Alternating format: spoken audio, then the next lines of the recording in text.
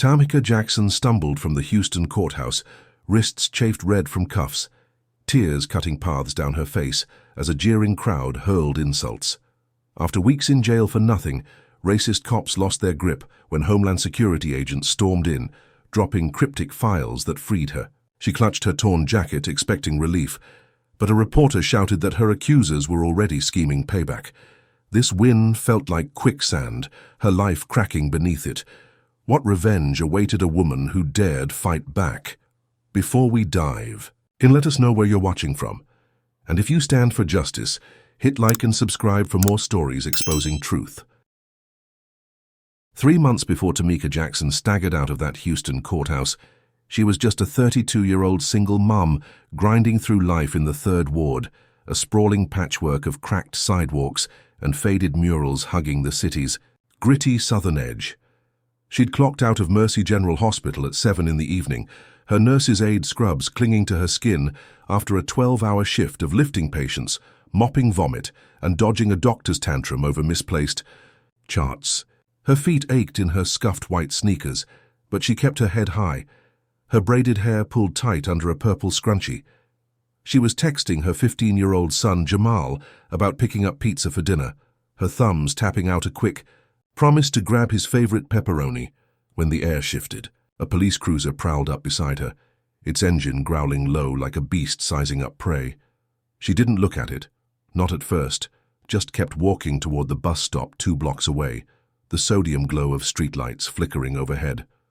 Her phone buzzed with Jamal's reply, a goofy thumbs-up emoji, and she smiled faintly, picturing him sprawled on their sagging couch, his algebra homework forgotten. That's when the cruiser's doors popped open, and 2 white cops stepped out, their boots hitting the pavement with a thud that made her stomach tighten.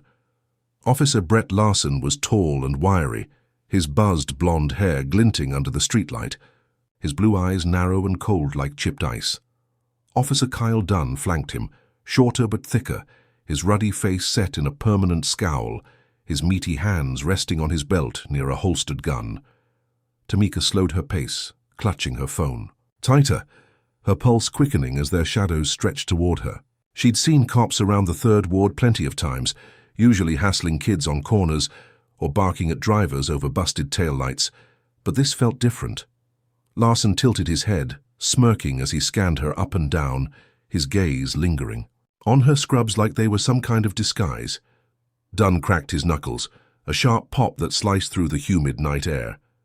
Tamika stopped, her breath catching, and forced her voice steady. "Can I help you, officers?" she asked, keeping her tone polite, her eyes flicking between them. She knew the drill, had heard it from her dad 100 times growing up. "Stay calm, don't argue, keep your hands visible." Larson stepped closer, his boots scuffing the pavement and his smirk widened into something uglier. "You can start by telling us where you're hiding the stash," he said, his voice dripping with mock curiosity. Tamika blinked, confusion flooding her. "Stash? What are you talking about?" she said, her words careful but firm. Dunn snorted, folding his arms across his chest. "Don't play dumb, you fit the profile, drug runner. We got a tip about someone just like you moving product around here." His eyes raked over her, and he spat the word "you" like it tasted bad. Tamika's heart thudded harder, a mix of fear and disbelief churning in her gut. She shook her head, her braids swaying. "That's ridiculous. I just got off work. I'm a nurse's aide at Mercy General. I don't even know what you're accusing me of." She held up her phone, as if the text to Jamal could prove her innocence, but Larson swatted it out of her hand. It clattered to the ground, the screen cracking against the concrete, and she flinched, biting back a gasp. "Sure you are," Larson said, stepping so close she could smell the stale coffee on his breath. "That's what they all say." "I'm innocent, officer. Save it, we know your kind." The slur hung unspoken but heavy in his tone, a blade wrapped in velvet. Tamika's chest tightened, anger flaring beneath her fear, but she swallowed it down. She knew arguing wouldn't help, not here, not with them looking at her like she was trash they'd scraped off their boots. Dunn circled behind her, his bulk, cutting off her path to the bus stop, and she felt the trap closing. "Got any ID on you?" he barked, though it wasn't a question. She nodded, slow and deliberate, reaching for the worn canvas purse slung over her shoulder. Her fingers brushed the strap, and Larson lunged, grabbing her wrist and twisting it hard. Pain shot up her arm and she yelped, stumbling forward. "Don't move unless we tell you," he snapped, yanking the purse off her and tossing it to Dunn.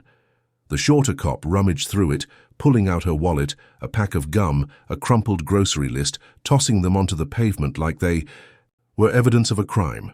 He held up her hospital ID, squinting at it under the streetlight, then laughed, a harsh, grating sound. "Tamika Jackson, huh? Fancy title for a lowlife," he said, flicking the card at her feet. Tamika's jaw clenched, her eyes stinging with unshed tears, but she kept her voice level. "I'm not a lowlife. I work hard. I've got a son waiting for me. Please, just let me go home." Larson's smirk vanished, replaced by a cold, hard glare. "You don't tell us what to do," he said, his hand snapping to her other arm. Before she could react, he spun her around, slamming her chest first against the cruiser's hood. The metal was warm from the engine, searing through her thin scrubs, and she gasped as the air rushed out of her lungs. Dunn grabbed her wrists, wrenching them behind her back, and she felt the icy bite of handcuffs clamping down, the steel digging into her skin. "Wait, stop!" she cried, her voice cracking. "I didn't do anything. You can't just—" Her words cut off as Larson shoved her harder, her cheek scraping the hood, a sharp sting blooming across her face. "Shut up," he growled, leaning close, his breath hot against her ear. "You match the description, that's enough for us."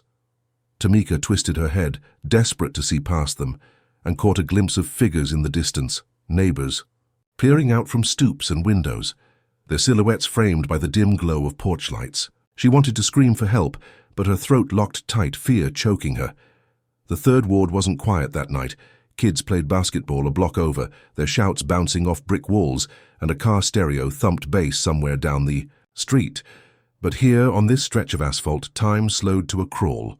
Tamika's purse lay spilled open, her cracked phone buzzing with Jamal's unanswered texts, and she heard the faint wail of a siren growing louder.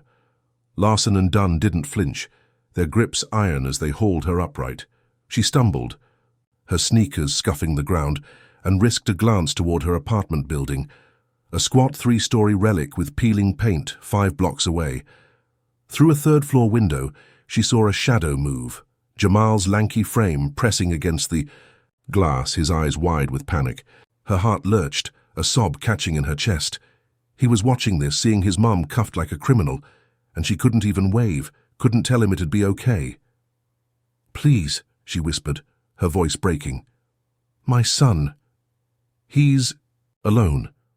Let me call someone." Dunn laughed, a low, ugly sound. "Should have thought of that before you started running dope," he said, shoving her toward the cruiser's open back door.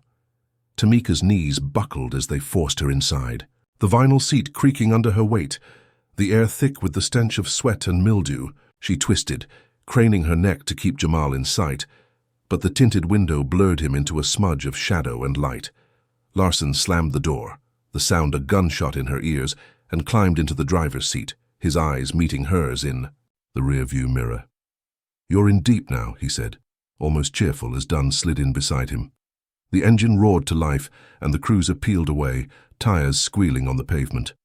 Tamika pressed her forehead against the glass, her cuffed hands trembling in her lap, and watched her neighborhood shrink into the distance, the bakery with its neon sign, the corner store where old Mr. Henry sold tamales, all fading as the sirens swallowed the night. She didn't know what they thought she'd done, didn't understand how fitting the profile could rip her from her life like this, but she felt it in her bones. This was no mistake. It was a spark, a cold, deliberate act of hate, and it was about to set her world ablaze. As the cruiser turned onto a dark stretch of road, she closed her eyes, whispering Jamal's name like a prayer, and braced herself for whatever came next. Tamika Jackson sat in a sweltering holding cell at Houston PD's downtown precinct, her wrist still raw from the handcuffs that had bitten into her skin hours ago. The concrete box stank of bleach and stale urine, its white walls streaked with grime, and the flickering fluorescent light overhead buzzed like a trapped wasp. She perched on a metal bench bolted to the floor, her scrubs wrinkled and damp with sweat, her braids loosening from their scrunchie as she hugged herself against the damp chill seeping through the cracks. It was past midnight, maybe 1 or 2. In the morning, she couldn't tell without her phone, confiscated along with her purse when officers Brett Larson and Kyle Dunn dragged her in. Her mind spun, replaying the arrest, the sneers, the way they'd twisted her arms like she was a rag doll. She'd told them she was at Mercy General all day. Her time card stamped at 7 when she clocked out, but they didn't care. Now she was here, locked up on some vague drug runner charge. Her son Jamal alone at home, probably pacing their tiny apartment, his pizza untouched on the counter. The cell door clanged open, and Detective Ray Carver strode in, a hulking figure, with a grizzled beard and eyes like dull pennies. His navy suit was rumpled, tie askew, and he carried a manila folder under one arm, smirking as he leaned against the wall. "Tamika Jackson," he drawled, flipping the folder open and pretending to read, "says here you're tied to a pawn shop robbery. Suspect matches your build, your look. Care to explain?" Tamika straightened, her throat dry, but her voice steady. "That's nonsense. I was working a 12-hour shift at the hospital. Check my time card, call my supervisor. I don't even know where this pawn shop is." Carver's smirk widened, his teeth yellowed from years of coffee and cigarettes. "Oh, we'll check," he said, but his tone mocked her like her truth was a child's fairy tale.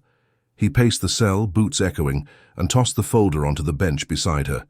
It slid off, papers scattering, and she saw her hospital, ID among them, her tired smile staring up from the photo. "You people always have an excuse," he muttered, low enough to deny later, but loud enough to sting. Tamika's fists clenched in her lap, nails digging into her palms, but she kept her face blank. She'd learned long ago that anger only fed their game. "I'm not you people. I'm a nurse's aide, a mum. I've got proof I wasn't anywhere near a robbery," she said, locking eyes with him. Carver chuckled, a raspy sound that grated her nerves, and scribbled something in a notebook. "We'll see," he said, then turned to leave, pausing at the door. "Don't get comfortable. This ain't over." The door slammed shut, the clang reverberating, and Tamika exhaled, her breath shaky. She pressed her back against the wall, the cold concrete grounding her, and closed her eyes, picturing Jamal's face, his wide brown eyes, the way he'd looked out that window as the cruiser took her away. She had to get out, had to get back, to him. Hours crawled by, the cell's silence broken only by distant shouts and the occasional jangle of keys. Her stomach growled, her head throbbed, but she stayed alert, waiting for something, anything, to shift. Around dawn, the door swung, open again, and a young cop stepped in, barely 25, his uniform crisp and his face flushed with unease. "Jackson, you're out," he said, avoiding her gaze as he unlocked the cell. Tamika stood, legs wobbly from sitting so long, and frowned. "What's that mean?" she asked, her voice hoarse. The rookie shrugged, fumbling with his clipboard. "Your friend called, Latoya something. Said you were clocked in all day, no robbery footage either. Guess it was a mix-up." His words stumbled, and Tamika's heart leapt, a flicker of hope igniting. Latoya, her loudmouth co-worker who always had her back, must have torn into someone at the precinct. She grabbed her purse from the property desk, her cracked phone, still inside, and signed out with trembling hands. The rookie muttered an apology, something about procedure, but she barely heard him, already halfway down the hall, the precinct's sterile stink fading behind her.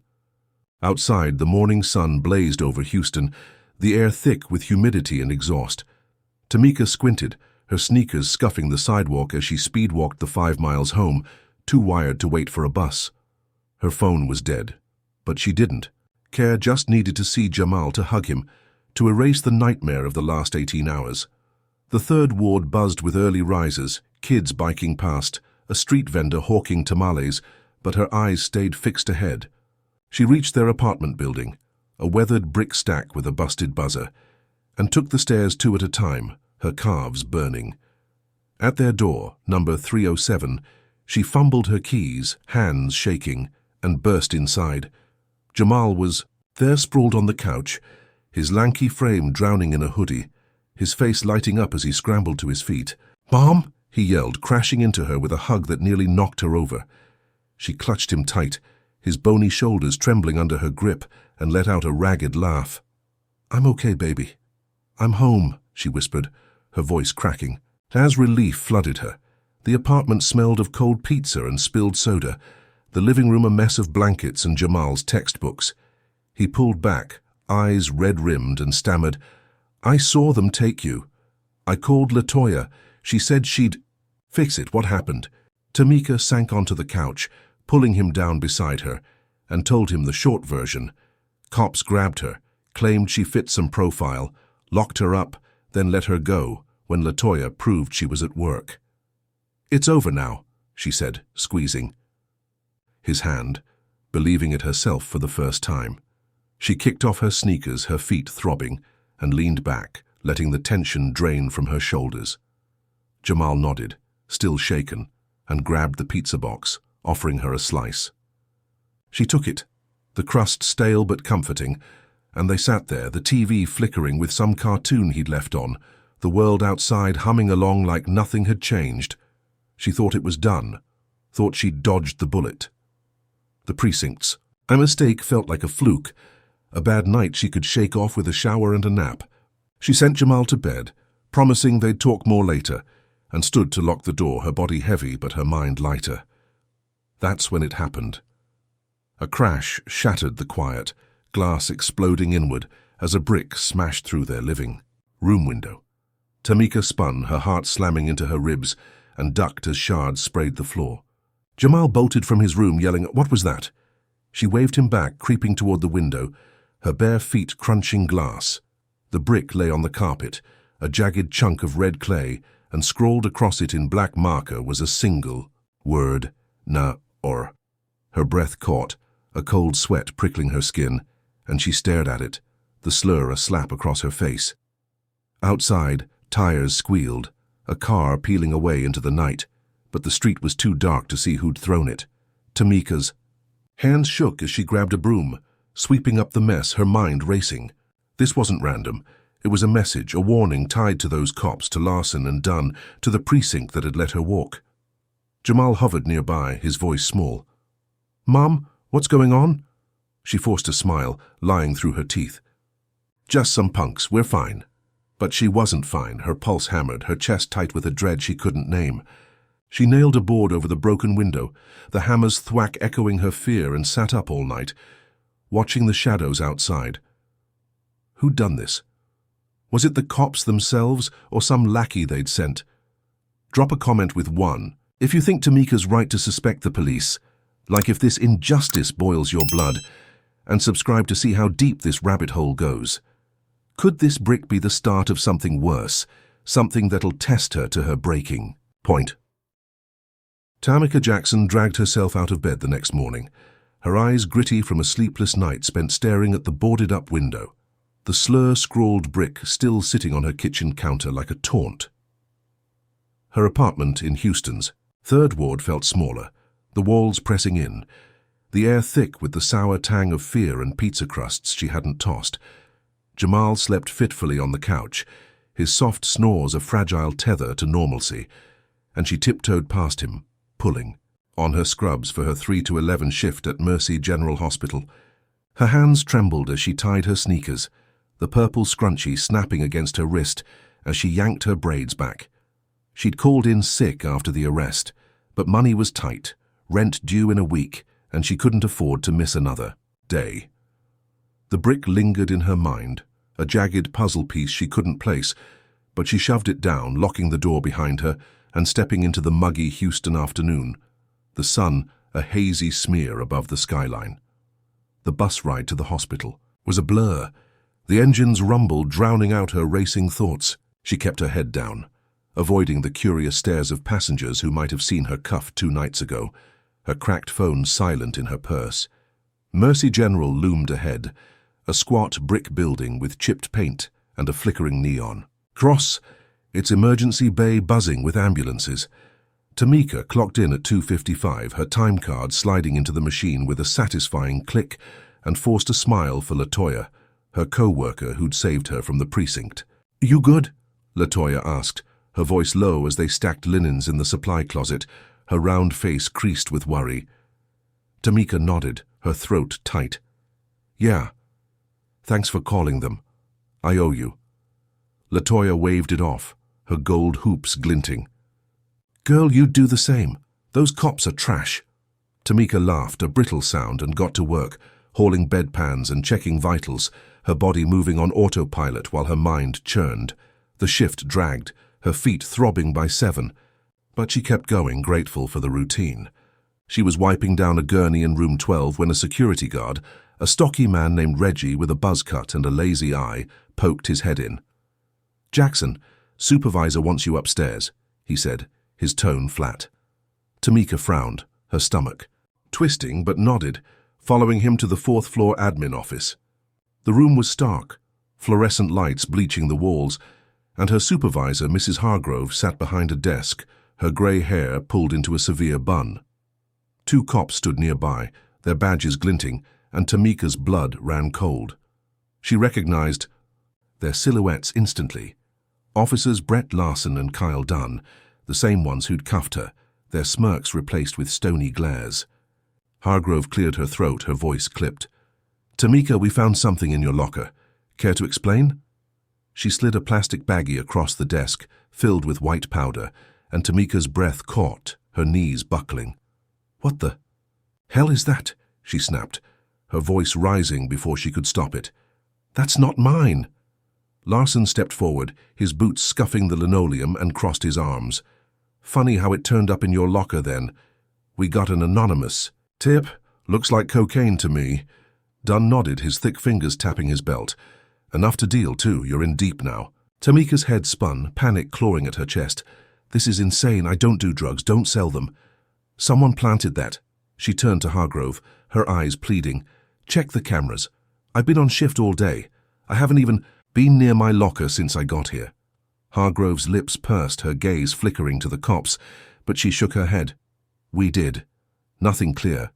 Policy's 0 tolerance, Tamika. You're terminated. Effective immediately. Security will escort you out." Tamika's world tilted, her ears ringing as Reggie grabbed her arm, his grip firm but not rough, and marched her downstairs. The halls blurred past, nurses whispering behind their hands, patients craning their necks as she was paraded out like a thief. Her purse was shoved into her arms at the exit, her ID badge snatched, and the glass doors hissed shut behind her, locking her out of the job she'd clawed her way into over 3 years. She stood on the sidewalk, the night air sticky against her skin, and fought the urge to scream. Larson and Dunn had done this. She knew it in her gut, their revenge for her release, for daring to walk free after they'd marked her. She trudged to the bus stop, her sneakers dragging, and rode home in a daze. The baggie's image burned into her mind. Jamal was at a friend's, thank God, and she collapsed onto the couch, her breath hitching as she stared at the boarded window, the brick still mocking her from the counter. She couldn't let this stand. The next morning she stormed back to Mercy General, her jaw set, and demanded to see the union rep. Mr. Torres, a wiry man with a salt and pepper mustache, met her in the lobby, his briefcase battered, but his eyes sharp. "Show me the footage," she said, her voice trembling with fury. "They can't fire me over a lie." Torres sighed, rubbing his temples, but agreed, pulling strings to get the security tapes from the locker room. They sat in a cramped back office, the grainy black-and-white feed flickering on a monitor, and Tamika's heart leapt. At 2:45, just before her shift, a blurry figure in a hoodie slipped into the locker room, jamming something into her locker's vent. "That's not me," she said, pointing, her fingers shaking. "Look at the time. I was clocking in downstairs." Torres nodded, scribbling notes. "Could be enough. I'll file a grievance. Hang tight." 2 days later, Torres called. "Footage checks out. Hospital's reinstating you. No charges either. Cops backed off when we pushed." Tamika exhaled, a weight lifting, and hugged Jamal when he got home, her smile real for the first time in days. She'd won, beaten the frame-up, kept her job. She went to bed that night, the apartment quiet except for the hum of the fridge, and let herself believe the storm had passed. She was wrong. At 3 in the morning, a screech woke her, metal grinding against metal outside. She bolted upright, heart pounding, and ran to the window, peeling back the board. Her beat-up Toyota sat in the lot below, its tires slashed too, ribbons the hood dripping with wet paint. She squinted, the streetlight catching the words smeared across it in jagged red letters. Go back to the ghetto. Her breath hitched, a sob clawing up her throat, and she stumbled back, the room spinning. She grabbed her phone, dialing 911, her fingers fumbling. "Someone vandalized my car," she said, when the operator picked up, her voice tight. "I need help." A patrol car rolled up 20 minutes later. 2 new cops she didn't recognize, their faces blank as they surveyed the damage. "Looks like a personal grudge," one said, a lanky guy with a patchy beard, scribbling in a notepad. "Any enemies?" Tamika's laugh was bitter, her eyes blazing. "Yeah, the ones who arrested me for nothing, then tried to frame me at work. Larson and Dunn, check them." The second cop, older with a buzz cut, shrugged, his tone bored. "We'll look into it. Don't hold your breath." They left, their cruiser idling down the street, and Tamika stood alone, the paint's chemical stink burning her nose. She called Jamal's friend's mom, asking him to stay another night, then sank to the floor, her back against the wall. Detective Carver's voice echoed in her head from the cell, his smug, "Don't get comfortable." This was his doing, or Larson's or Dunn's, a tag team of hate she couldn't shake. She reported it to Torres at dawn, her voice hollow. "They're not stopping," she said, and he sighed over the line. "I'll push the hospital to tighten security, but the cops, they'll say it's coincidence." She hung up, staring at the brick, then the car outside, and felt the truth settle like lead in her gut. They'd lost the frame-up, so they'd hit her harder, dirtier. Her job was back, but her life was a target, and as the sun rose over the Third Ward, casting long shadows across the ruined Toyota, she knew this was only the beginning of their war. Tamika Jackson woke to the acrid smell of drying paint wafting through her apartment. The red slur, "Go back to the ghetto," still smeared across her slashed Toyota outside. Her Third Ward home buzzed with the usual morning clamor, kids hollering. Down the block, a lawnmower growling somewhere nearby, but her chest felt hollow, her eyes burning from another sleepless night. She'd spent hours scrubbing the car with a rag and dish soap, the paint smearing into a bloody mess before she gave up, her hands stained pink. Jamal was still at his friend's, safe for now, and she clung to that as she pulled on jeans and a faded green tank top, her braids tucked under a baseball cap. Her phone buzzed with a text from Shanice, her best friend since high school, a barber with a quick temper and a louder laugh. "Meet me at the shop. We're fixing this." Tamika's lips twitched, a spark of hope flickering, and she grabbed her purse, stepping into the sticky Houston heat, the sun already a furnace overhead.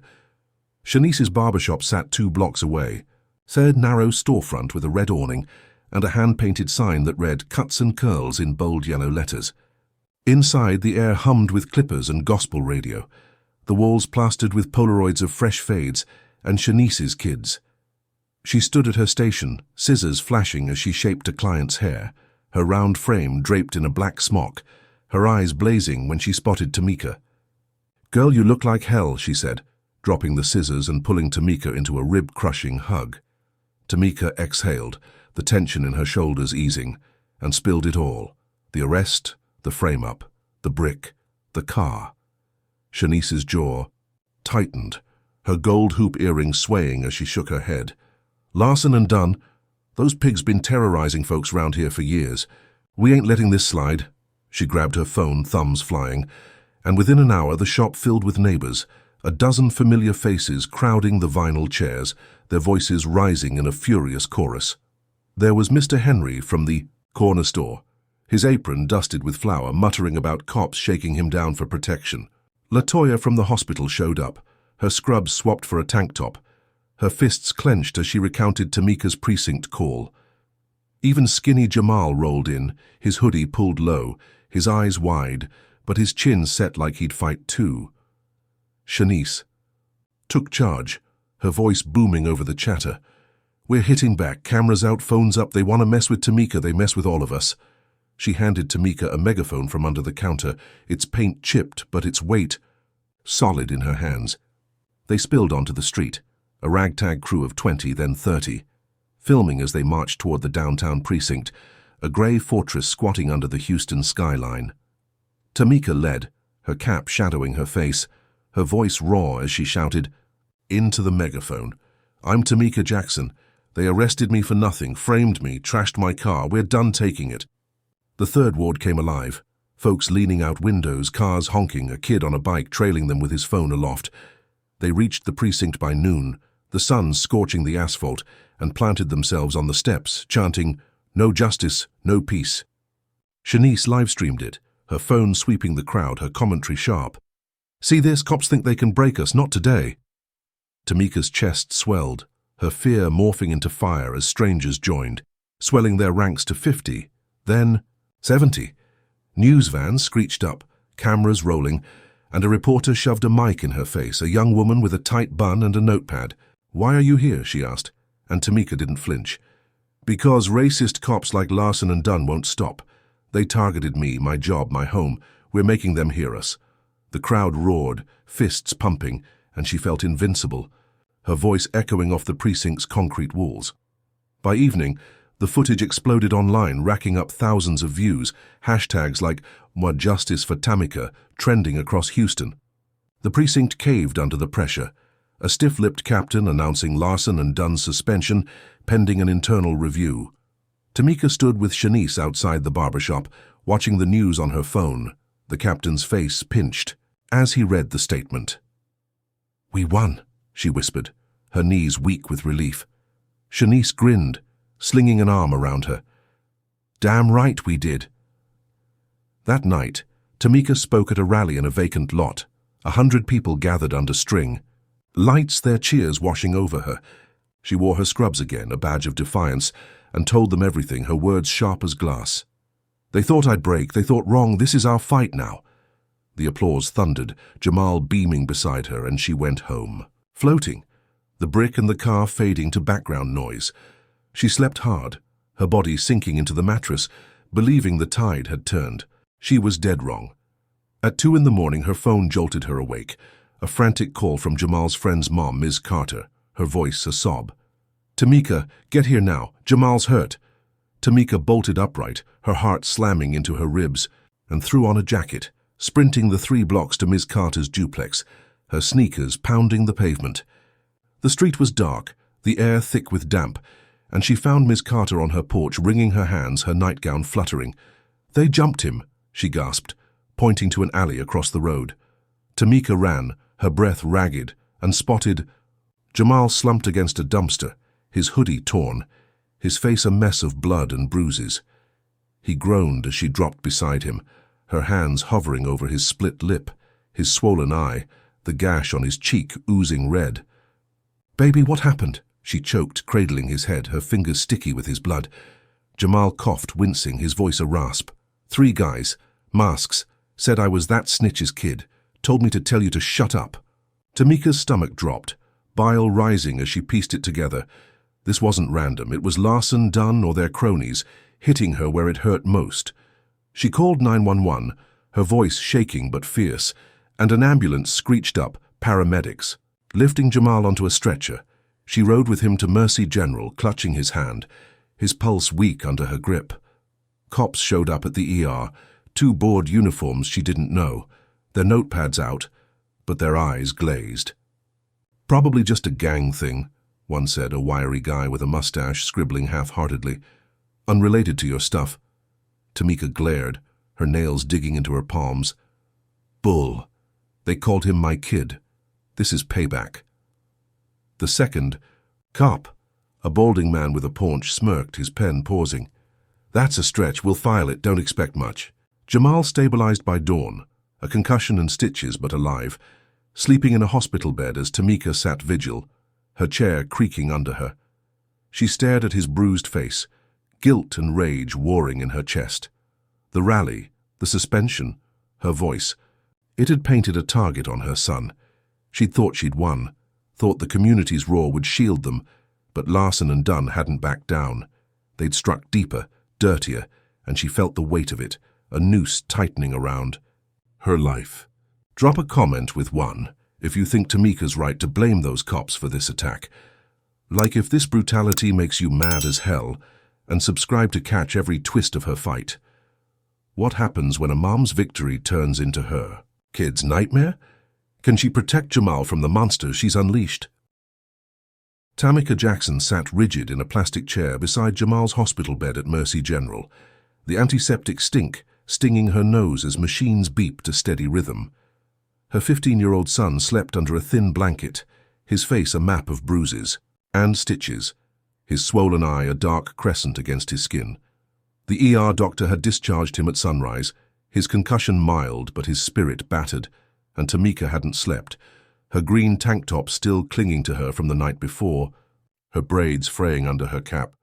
She'd called Shanice at dawn, her voice a hiss over the phone recounting the alley attack, the masked thugs calling Jamal that snitch's kid. Shanice cursed, loud enough to wake her own kids, and promised to spread the word. Tamika hung up, her knuckles white around the phone, and stared at Jamal, guilt gnawing her insides. The rally had been her war cry, the cop's suspension her trophy. But now her boy paid the price, his blood on her hands. She couldn't sit still. By noon she'd tracked down Marcus Tate, a scrappy lawyer she'd met at a Third Ward block, party years back. A wiry man with a chipped tooth and a reputation for punching above his weight. His office was a shoebox above a pawn shop, the walls plastered with legal certificates and photos of grinning clients, the air thick with coffee and dust. Marcus leaned back in a creaky chair, his tie loose, his dark eyes sharp as she spilled. The saga, the arrest, the frame-up, the brick, the car, and now Jamal's beating. Larson and Dunn, she said, her voice trembling with fury. They're behind it all. I want to sue the city, make them bleed for this. Marcus tapped a pen against his desk, his brow furrowing, then nodded. We've got a case. Harassment, racial profiling, maybe assault if we tie them to your son. Let's dig. He grabbed a legal pad, scribbling notes, and Tamika felt a flicker of power, her spine straightening. Marcus moved fast. He pulled Larson's file from a contact at the precinct, a rap sheet of complaints stretching back a decade. Black teens roughed up, false arrests, slurs caught on dashcams but buried by brass. Dunn's record was shorter but dirtier, a string. Of brutality claims dismissed for lack of evidence. Marcus grinned, slamming the papers down. This is gold, pattern of behavior. We'll slap a restraining order on Larson first, keep him off your back while we build the suit. Tamika nodded, her jaw tight, and watched him draft the motion, his pen flying. 2 days later, they stood in a cramped Houston courtroom, the air stale with old wood and sweat, Judge Evelyn Carter presiding, a stern black woman with silver hair and a gavel like a thunderclap. Marcus argued, his voice steady, laying out Larson's history, the arrest, the vandalism, the attack. Larson sat across the room, his buzzed head gleaming, his blue eyes boring into Tamika, a smirk twitching his lips. The judge didn't flinch. She granted the order, barring Larson from within 500 feet of Tamika or Jamal, her ruling crisp. Officer Larson, I see a troubling trend here. Step out of line, and you'll answer to me. Tamika exhaled, her chest loosening, and squeezed Marcus's arm as they left, the courthouse steps baking under the midday sun. We're gaining ground, she said, almost believing it, her sneakers scuffing the concrete as she pictured Larson fuming, his hands tied. Marcus nodded, his chipped tooth flashing. This is just the start. City's next. She went home, cooked Jamal spaghetti, his favorite, and laughed as he slurped it, his stitches tugging but his smile creeping back. She thought she'd bought them breathing room, thought the law could shield her. She was wrong. 3 nights later, Tamika was scrubbing dishes in their apartment, the sink bubbling with soap, the TV droning a sitcom in the background. Jamal was in his room, headphones on, his algebra book open for once. A knock rattled the door sharp and heavy, and she froze, suds dripping onto the floor. She wiped her hands on a towel, her pulse quickening, and peered through the peephole. 2 cops stood outside, not Larson or Dunn, but strangers, their badges glinting under the hall's dim light. She cracked the door, her voice wary. What's this about? The taller one, a lanky man with a hooked nose, stepped forward, his tone flat. Tamika Jackson, you're under arrest for assaulting an officer. Hands where we can see them. Her stomach plummeted, her breath catching. What? "That's impossible. I haven't touched anyone." The second cop, a squat guy with a shaved head, grabbed her arm, twisting it behind her as the tall one slapped cuffs on, the steel cold and tight. "Witnesses say you attacked Officer Dunn during a routine stop yesterday, downtown. Ring a bell?" he said, his eyes blank but his grip bruising. Tamika's head spun, panic flooding her. "Yesterday? I was at work all day, then home with my son. This is a lie." She twisted, shouting into the apartment. "Jamal, call Marcus." Her son stumbled out, his headphones dangling, his face paling as the cops shoved her toward the stairs. "Mom!" he yelled, fumbling for his phone, but the door slammed shut, cutting him off. They dragged her to a cruiser parked below, the same stale vinyl stench hitting her as they forced her inside, her shoulder banging the frame. She kicked the seat, her voice raw. "You've got nothing on me. Check my alibi." The tall cop slid into the driver's seat, his partner beside him, and smirked in the rear view. "Witnesses don't lie, you'll see." The engine roared and they peeled out, the third ward blurring past, streetlights streaking into smears. Tamika's mind raced, piecing it together. Dunn couldn't touch her, not with the order against Larson, so they'd cooked this up, paid off some lowlife to swear she'd swung at him. She'd been at Mercy General yesterday, clocked in from 3 to 11. Then home by midnight, Jamal her witness. It was airtight, but the cuffs told her they didn't care. They pulled into the precinct, the same grey fortress she'd rallied against, and hauled her through a side door, bypassing the front desk. Detective Ray Carver waited in the booking room, his grizzled beard twitching with a grin as he leaned against the counter, a folder in hand. "Back so soon?" he said, his voice oily. "Guess you couldn't stay out of trouble." Tamika glared, her wrists aching under the steel. "This is bullshit. I didn't assault anyone. You're framing me again." Carver chuckled, flipping the folder open, revealing grainy photos of a woman in scrubs swinging at Dunn near a gas station, her face blurred, but her build close enough to Tamika's. "3 witnesses say it's you. Swore it under oath. Tough break." She lunged forward, stopped by the cop's grip, her voice a snarl. "That's not me. Call my job. Check the cameras." Carver shrugged, his eyes glinting. "We'll get to it, eventually." They fingerprinted her, the ink smudging her shaking hands, and snapped a mugshot, the flash blinding her. She was shoved into an interrogation room, a concrete cube with a bolted table, and left there, the door locking with a clang. She paced, her sneakers squeaking, her mind on Jamal alone again, Marcus her only hope. Hours later, Marcus burst in, his tie askew, his briefcase battered. "They're saying you jumped Dunn at 6 last night. I've got your time card, witness statements from the hospital. It's fake, but they've got a judge in their pocket." Tamika sank into a chair, her breath ragged. "Who?" Marcus's face darkened. "Judge Hargis, old buddy of Larson's dad. He's denying bail, every motion. They want you locked up." Her heart sank, a cold weight settling in her gut.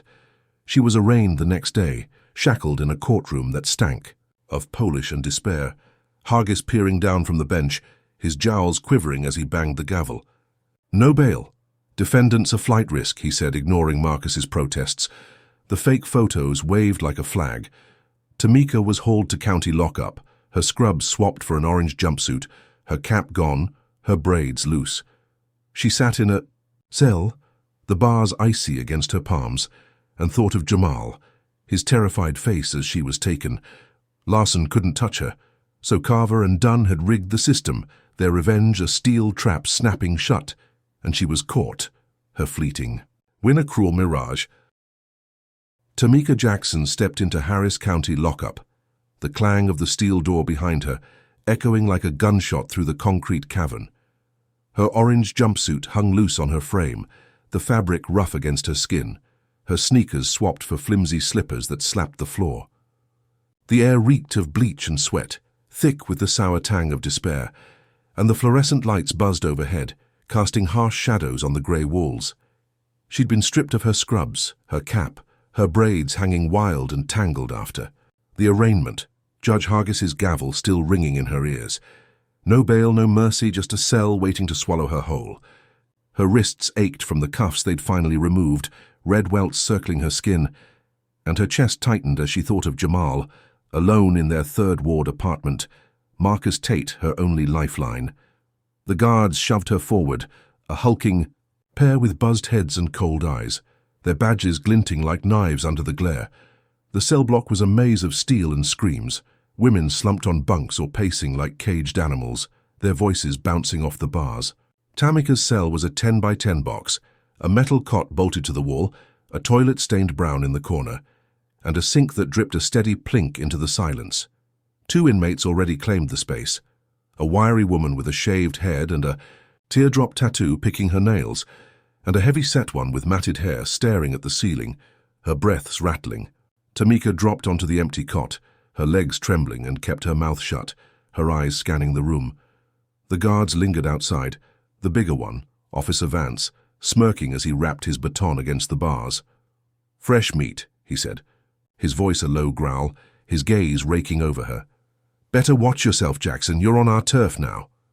The other, Officer Perry, laughed, a sharp bark, and muttered something under his breath, the word trouble slicing through. The air days blurred into a haze of monotony and menace. Breakfast was a dry biscuit and a cup of watery gruel, slid through a slot at 6. But Tamika's tray went missing twice that first week, Vance grinning as he skipped her cell. "Must have got lost," he'd say, his baton tapping a rhythm, on the floor. Her stomach growled, her head pounding, but she didn't beg, just sipped from the sink, the metallic taste coating her tongue. Lunch was worse, a slab of grey meat she couldn't choke down, and dinner never came on the 3rd day, Perry shrugging as he passed by. "Budget cuts," he sneered, his eyes glinting with a lie. Tamika caught the slurs too, hissed through the bars when the block went quiet. "Uppity, ghetto rat," spat like venom from Vance's cracked lips. She clenched her fists, her nails digging into her palms, and stared at the wall, refusing to let them see her crack. By the 5th day, she'd had enough. The other women whispered about Vance pocketing food, Perry roughing up anyone who complained, their racism a blunt hammer swung at will. Tamika cornered her cellmates during rec time, a concrete yard ringed with razor wire, the sun blistering. Overhead. "They're starving us," she said, her voice low but firm, her braids swinging as she paced. The wiry one, Dee, nodded, her teardrop tattoo stark against her pale skin. "Been like that, they hate us." The heavy-set one, Carla, grunted, her matted hair shielding her eyes. "Ain't worth fighting. They'll break you." Tamika shook her head, her jaw tight. "Not me. We push back together, they can't ignore us." She rallied them, then 6 more, a ragged crew of women with sunken cheeks and simmering rage, and they hatched a plan, their whispers drowned by the yard's clamor.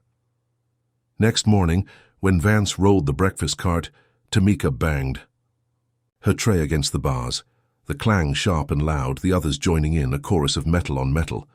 "Where's our food?" she shouted, her voice cutting through the din, her eyes locked on his. "We're hungry and you're stealing it." The block erupted, women hollering, fists pounding, the noise a tidal wave crashing against the guards. Vance froze, his smirk fading, and Perry stormed over, his baton raised. "Shut it or you're all in the hole," he bellowed, but Tamika didn't flinch, her slippers rooted to the floor. "Call the warden, we've got rights."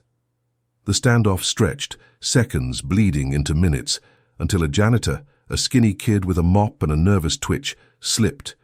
Out, his eyes darting. Hours later, a state inspector showed up, a pinched woman in a blazer, clipboard in hand, her lips pursed as she took statements. Tamika smuggled a letter to Marcus through the janitor, a scrap of paper torn from a magazine, her words scrawled in stolen pen. "Guards, starving us, targeting me, leak this." It hit the press 2 days later, a local station running a grainy clip, "Inmates allege abuse at county lockup." Tamika's name a headline. The inspector's report forced a shift. Vance and Perry were reassigned, and Tamika was moved to a safer wing, a cleaner cell with a window slit showing a sliver of sky. Food came on time, a full tray, and she ate, her stomach settling, her breath easing. She sat on her new cot, the mattress thin but clean, and let herself think she'd won, that her fight had carved a crack in their armor. She was wrong. That night, as the block dimmed, A guard she didn't know, a gaunt man with a scar across his cheek, slipped into her cell, his boots silent on the concrete. "Inspection," he muttered, his voice flat, and rummaged her bunk, his hands quick. Tamika stood, her pulse spiking, but said nothing, watching as he pulled a shank from under her pillow, a jagged blade wrapped in cloth glinting under the light. "What's this?" he said, his scar twitching as he grinned, holding it up. Tamika's blood ran cold, her voice a rasp. "That's not mine. You planted it." He ignored her, radioing backup, and 2 more guards burst in, pinning her arms, their grips bruising as they dragged her out. She kicked, her slippers flying, her screams bouncing off the walls. "This is a setup! I didn't do anything!" The scarred guard smirked, twirling the shank. "Tell it to the warden. You attacked an inmate, Jackson. Evidence don't lie." They hauled her down a dark hall past jeering cells and threw her into solitary, a 6x4 tomb with no light, no cot, just a drain in the floor stinking of rot. The door slammed, the lock clicking, and Tamika crumpled, her back sliding down the wall, her jumpsuit snagging on rough concrete. Darkness swallowed her, the silence deafening, broken only by her ragged breaths and the drip of water somewhere deep in the pipes. Her hands shook, her mind reeling. Vance or Perry had orchestrated this, or maybe Carver, pulling strings from the precinct, their revenge for her protest, her letter, her voice. The shank was a lie, but it didn't matter. They'd framed her again, deeper this time, the whole a punishment worse than hunger. She curled into a ball, her knees to her chest, and screamed, the sound raw and wild, echoing back unanswered. Jamal's face flashed in her mind, his bruises, his fear, and she pounded the floor, her fists splitting against the stone, blood slicking her skin. She'd fought, she'd won a sliver of ground, but they'd buried her alive, their hate a suffocating weight, and as the hours stretched into an endless night, she wondered if she'd ever claw her way out.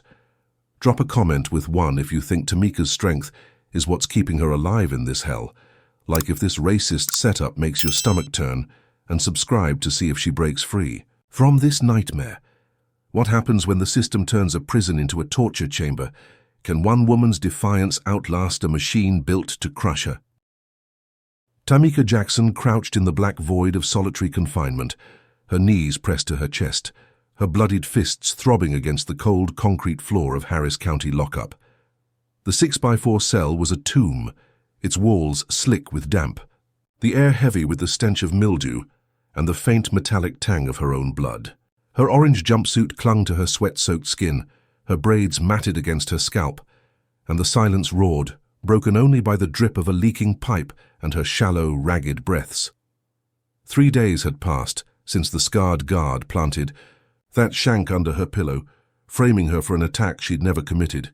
His smirk burned into her memory as they dragged her here. Her screams had faded to hoarse whispers, her throat raw, and she rocked slightly, clinging to thoughts of Jamal, his bruised face, his voice calling her name as the cops took her away again. She'd fought the guards, rallied the inmates, but this hole was their trump card, a punishment designed to break her. The lock clicked, a sharp sound that jolted her upright, her heart slamming against her ribs. The door creaked open, spilling a sliver of fluorescent light across the floor, and a figure stepped in, petite and hesitant, her silhouette haloed by the glare. Officer Lena Hayes, a rookie Tamika had glimpsed in the yard. Her brown hair pulled tight in a bun, her uniform crisp but her eyes darting with unease.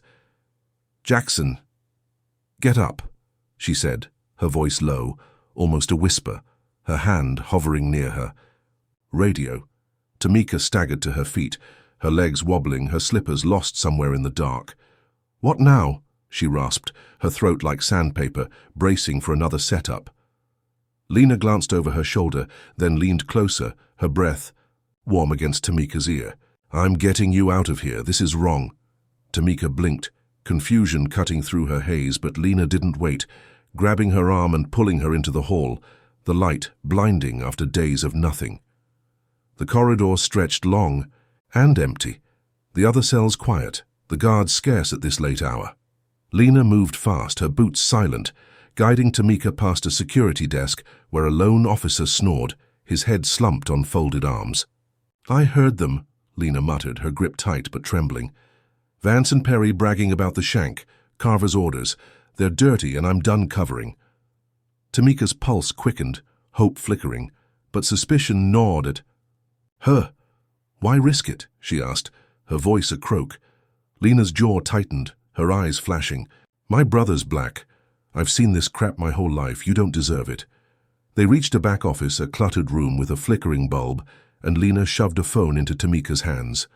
Call your lawyer, now. Tamika dialed. Marcus Tate, her fingers shaking, the line crackling as it rang. He picked up on the second buzz, his voice groggy but sharp. Tamika, where are you? She spilled it all, the shank, solitary, Lena's help, her words tumbling over each other. Marcus cursed loud and long, then snapped into gear. Stay put, I've got something, hang on. He hung up and Tamika sank into a chair, her head spinning, Lena pacing by the door, her radio crackling faintly. Minutes stretched, the clock ticking past midnight, until Marcus called back, his tone electric. Lena's got audio, body cam. Glitch, Larson bragging about framing you, Carver laughing. I'm filing now, sit tight. Tamika's breath caught, her eyes locking with Lena's, who nodded, a grim smile tugging her lips. I copied it before they wiped it, she said, patting her pocket where a USB drive bulged. Dawn broke grey and heavy, the lockup stirring. As Marcus stormed in, his battered briefcase swinging, his tie crooked but his eyes blazing. He'd filed an emergency motion with the audio, slamming it to Judge Carter, the same stern woman who'd granted the restraining order. She hauled everyone into court by noon, the room packed with deputies, reporters slipping in, Tamika shackled, but standing tall, her jumpsuit wrinkled, but her chin up. Marcus played the clip, Larson's voice crackling through the speakers. Jackson's a problem. Planted the drugs, the shank, she'll rot now. Carver's laugh followed, a guttural snort, and the courtroom buzzed, gasps rippling through the benches. Judge Carter's face darkened, her gavel slamming once, silencing the hum. This is a disgrace, she said, her voice steel. I'm ordering an investigation. Ms. Jackson, you're out of solitary, bail set at $50,000. Tamika exhaled, her knees buckling, but Marcus steadied her, his chipped tooth flashing in a grin. We've got this, he whispered, and she nodded, dazed, as they shuffled her back to lockup to process out. Shanice worked magic, rallying. The Third Ward again? A fundraiser outside her barbershop pulling in cash from neighbors, churchfolk, even strangers who'd seen the rally clips online. By nightfall, they'd scraped together $50,000, a stack of crumpled bills and digital donations, and Tamika walked free, the jail's iron gate groaning shut behind her. She stumbled into Shanice's arms, her friend's gold, hoops brushing her cheek, Jamal crashing into her next, his stitches fading but his hug fierce. Mom, you're back, he said, his voice cracking, and she clutched him, tears soaking his hoodie, the humid Houston air a balm after the cell's stink. They went home, the apartment quiet, the boarded window a grim reminder, but Tamika felt a fragile triumph, her bones aching, but her spirit lifting. She cooked Jamal pancakes, the batter sizzling on the stove, and laughed as he drowned them in syrup, the normalcy a lifeline. She thought Lena's evidence had cracked the case, thought the audio would bury Carver and Larson, thought she'd bought herself time to breathe. She was wrong. At 3 a.m, her phone buzzed, Marcus's number flashing, his voice a jagged edge when she answered. Tamika, Lena's dead. Hit and run outside her apartment. Cops are calling it an accident, but it's no damn coincidence. Her stomach dropped, the room tilting, the pancake smell turning sour in her nose. Dead, she whispered, her hand shaking, Jamal stirring on the couch. Marcus kept talking, his words clipped. Found her an hour ago. Car fled. No witnesses. She risked everything for you, and they got her. Tamika sank to the floor, her back against the fridge, the cold metal grounding her as dread flooded in. Lena's face flashed, her nervous eyes, her quiet courage snuffed out in a screech of tires and twisted steel. This was Carver, or Larson, or both, silencing their leak, their hands clean but their message bloody. She hung up, her breath hitching, and crept to the door, peering through the peephole at the dark hall. A shadow moved, a flicker, then gone, and her heart stopped. Something slid under the door, a folded note, and she snatched it, her fingers trembling as she opened it, scrawled in black ink. "You're next." The letters blurred, her vision swimming, and she locked the deadbolt, her slippers silent as she backed away. Jamal woke, his voice groggy. "Mom, what's wrong?" She forced a smile, her throat tight. "Nothing, baby, go back to sleep." But her eyes stayed on the note, the threat a blade hovering over her neck. She'd walked free, the audio her shield, but they'd struck. Back, harder, deadlier. Lena's life the cost. She sat by the window, the boarded glass creaking in the wind, and watched the street, shadows twisting under the streetlights. Carver's grin loomed in her mind, his folder, his setups, his power stretching beyond the precinct into this dark, unyielding vendetta. She'd thought she'd won a round, thought Marcus's lawyering and Lena's bravery had tipped the scales, but this was no game of justice. It was war, and they'd raised the stakes to blood. As dawn bled red over Houston, painting the Third Ward in a grim glow, Tamika gripped the note, her resolve hardening, but her fear sharpened too. A cold edge, cutting through her victory, whispering that the next blow might be her last. Tamika Jackson sat on her sagging couch in the Third Ward apartment, the note reading, "You're next," crumpled in her fist, its black ink smudged from her sweaty grip. The morning sun filtered through the boarded window, casting jagged stripes across the room, the air thick with the lingering scent of pancakes and the sharp edge of fear. Jamal slept in his room, his door cracked open, his soft snores a fragile anchor in the storm swirling around her. She hadn't closed her eyes since Marcus's call about Officer Lena Hayes' death. The hit and run that wasn't an accident, the rookie's blood on the pavement, a message from Carver or Larson or both. Her orange jumpsuit was gone, swapped, for a faded blue tee and jeans, but the weight of lockup clung to her. Her wrists still raw, her mind replaying the shank, the hole, the note. She'd walked free on bail, Lena's audio her lifeline. But freedom felt like a trap, the walls closing in tighter with every tick of the clock. Marcus Tate burst through her door at 8, his battered briefcase swinging, his tie a crooked slash of red against his rumpled shirt. His chipped tooth flashed as he dropped a stack of papers on the coffee table, his eyes wild with a mix of fury and triumph. "Tamika, we've got something big," he said, his voice a low rumble, pacing, the cramped living room, his sneakers scuffing the worn carpet. She straightened, her pulse quickening, and leaned forward, the note slipping to the floor. "What?" she asked, her throat dry, her braids brushing her shoulders. Marcus slapped a page down, a photocopy of an email, the text dense and official, stamped with the Riverside Police Department seal. "Carver's dirty up to his neck. This ties him to Homeland Security. They've been running a sting on a drug ring, Maple Street crew, and you're their damn distraction." Tamika's breath caught, her eyes scanning the words. "Subject? Detained to divert suspicion. Operation ongoing." Her name wasn't there, but the date matched her first arrest, the dots connecting in a sickening line. She shoved the paper back, her hands trembling. "They set me up to cover some fed-op? All this, the drugs, the shank, Jamal for that?" Marcus nodded, his jaw tight. "DHS wanted eyes off Maple Street. Carver picked you, easy target, black woman in the Third Ward. Larson and Dunn ran. The grunt work kept you spinning while the feds chased their real price."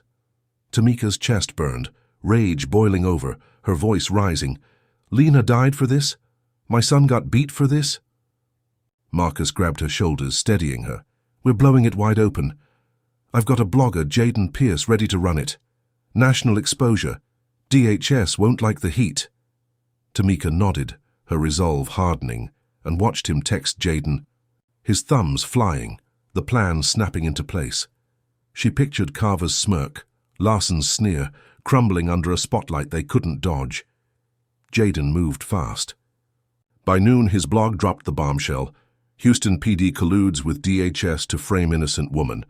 The email screenshot plastered online, Tamika's story laid bare from the arrest to Lena's death. It spread like wildfire, thousands of shares, comments flooding in, news stations picking it up by dusk. Tamika sat with Marcus and Shanice at the barbershop, the TV blaring a reporter's voice. Allegations of corruption rock Riverside PD, tied to a federal operation gone wrong. Shanice whooped, her gold hoops swaying, and Tamika managed a shaky smile, her hands clasped tight. The precinct buckled under the pressure, a press release hitting the wires that night. Assault charges against Tamika Jackson dropped pending review of new evidence. Marcus slammed his fist on the table, grinning. DHS leaned on them. They're cutting you loose to save face. Tamika hugged Jamal when he got home, his stitches fading, his eyes bright, and they celebrated with takeout ribs, the sauce sticky, on her fingers, the weight lifting for the first time in weeks. She thought it was over, thought the feds had backed off, thought the Third Ward's roar and Jaden's expose had won her freedom. She was wrong. At 2 a.m, a crash shattered the quiet, her apartment door splintering as masked figures stormed in, black tactical gear gleaming, rifles raised. Tamika bolted upright on the couch, her heart slamming, and screamed, "Jamal, run!" He stumbled from his room, hoodie askew, his eyes wide as a figure grabbed him, pinning his arms. She lunged, her bare feet slipping on the carpet, but a gloved hand clamped her wrist, twisting hard, another shoving her to her knees. "Tamika Jackson, you're a security threat," a voice barked, muffled by a mask, the accent clipped and cold. "Department of Homeland Security, don't move." Her mind reeled, panic flooding her as they tore through the apartment, flipping cushions, yanking drawers, seizing her cracked phone and the jar of rent money from the kitchen shelf. Jamal struggled, his voice cracking. "Let her go, she didn't do anything." A masked agent shoved him against the wall, his head thudding, and Tamika roared, "Get off him!" The leader, a tall figure with a shaved head visible under his hood, spun on her, his eyes black pits behind goggles. "You've been digging where you shouldn't. This is bigger than you." They dragged her to her feet, her tea snagging on a splintered chair, and marched her outside, Jamal trailing. His wrists zip-tied, his pleas drowned by boots on stairs. The Third Ward stirred, neighbors peering from windows, but no one moved, the night swallowing their shouts. 2 black SUVs idled in the lot, their engines humming, and Tamika glimpsed Carver across the street, leaning against a cruiser, his grizzled beard catching the streetlight, his grin wide and untouchable. They shoved her into a van, the door slamming, the air inside stale with leather and gun oil. Jamal was thrown in beside her, his shoulder banging hers, and she gripped his hand, her breath hitching. "We're okay," she whispered, lying through her teeth, her eyes darting as the van lurched forward. The agents sat silent, rifles across, their laps, masks blank, and she pieced it together, her stomach sinking. The blog had hit too hard, exposed too much, and DHS wasn't letting it slide. They'd dropped the assault charge to dodge scrutiny, but this raid was their counterpunch, a federal fist slamming her down. Her phone, her savings gone, her life stripped bare in minutes.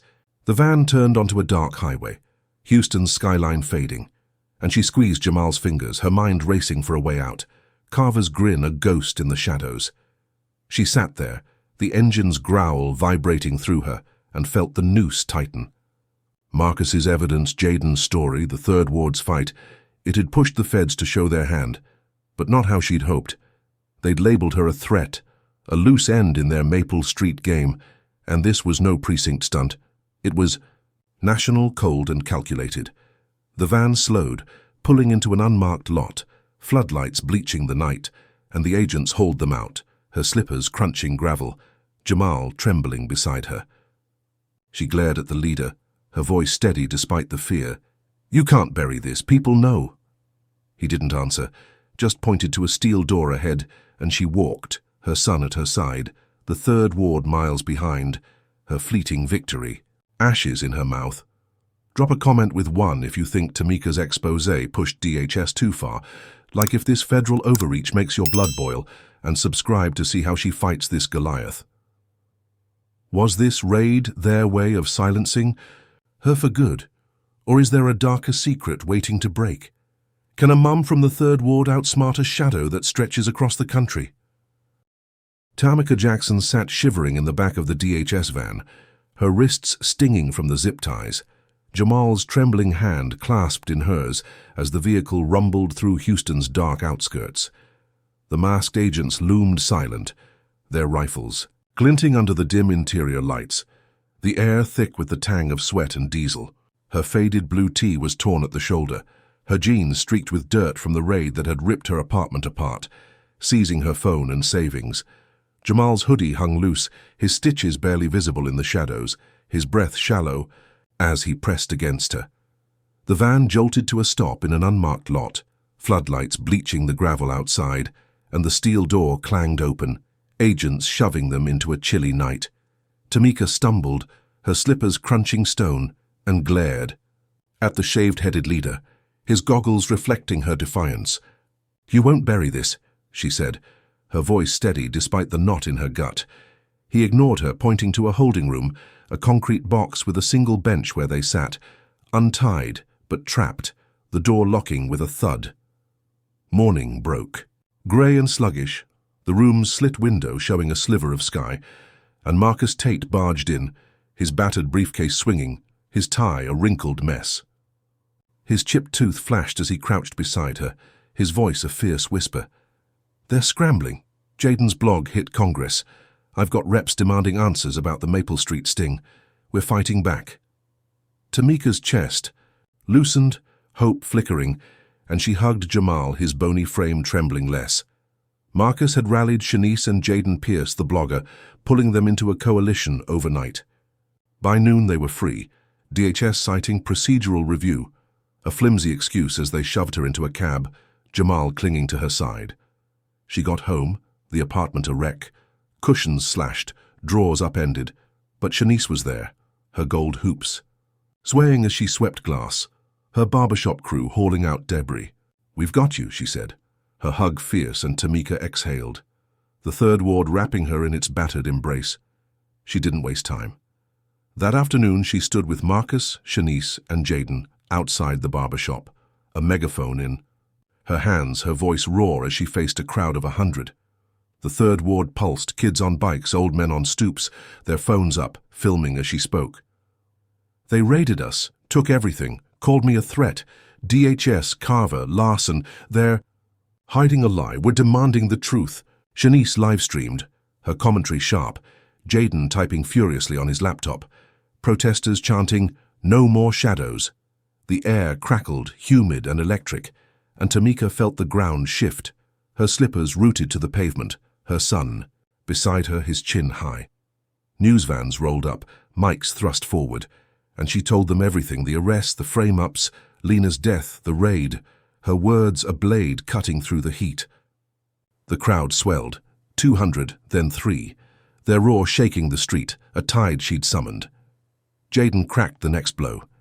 He'd hacked a DHS server, a risky move Marcus cursed but couldn't stop, pulling a memo that hit his blog by dusk. Operation Maple Street compromised. Detainee Jackson incidental, maintain cover. It named Carver as liaison, proving Tamika was a pawn, her life trashed to shield a botched sting.